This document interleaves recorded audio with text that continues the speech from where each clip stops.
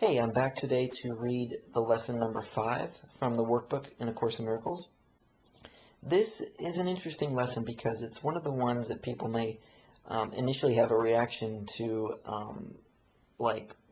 this is crazy, this doesn't make any sense, and this is all based on the ideas that we have and the world that we live in and the way we've been conditioned all through our lives.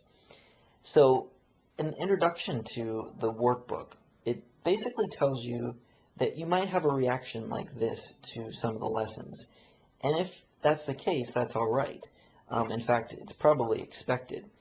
And to just continue with the lessons and try to stick through them and see if they work for you after about a 30-day period. So this one in particular is called I Am Never Upset for the Reason I Think. So it's really challenging our ideas about what triggers our emotions, what triggers the thoughts that we have in our mind, what triggers our reactions to things in the world. So I'm going to go ahead and read it, and then we might talk a little bit more about it when we're done. I am never upset for the reason I think. This idea, like the preceding one, can be used with any person, situation, or event you think is causing you pain.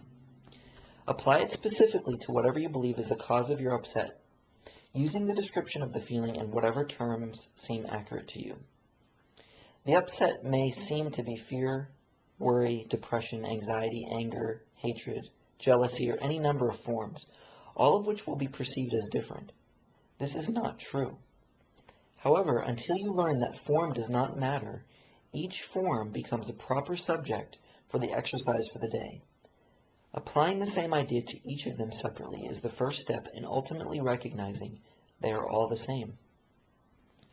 When using the idea for today for a specific perceived cause of an upset in any form, use both the name of the form in which you see the upset and the cause which you ascribe to it. For example, I am not angry at blank for the reason I think. I am not afraid of blank for the reason I think. But again, this should not be substituted for practice periods in which you first search your mind for sources of upset, in which you believe, and forms of upset which you think result. In these exercises, more than in the preceding ones, you may find it hard to be indiscriminate and to avoid giving greater weight to some subjects than to others. It might help to precede the exercises with the statements, there are no small upsets. They are all equally disturbing to my peace of mind. Then examine your mind for whatever is distressing you, regardless of how much or how little you think it is doing so.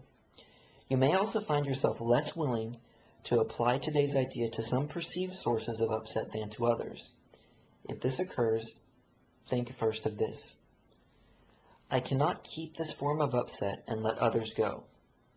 For the purposes of these exercises, then, I will regard them all as the same. Then, search your mind for no more than a minute or so, and try to identify a number of different forms of upset that are disturbing you, regardless of the relative importance you may give them.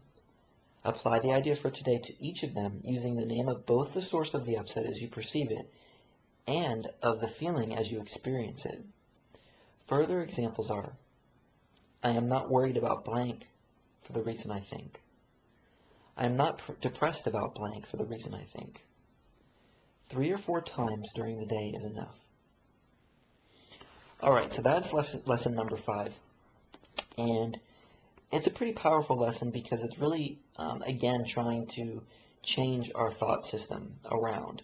We think that there are different levels of upset in our lives, from a small issue of maybe tripping and falling to somebody that might have betrayed you or something like that. All of these things that we allow into our minds as upsetting are all equal. There's really no difference in them.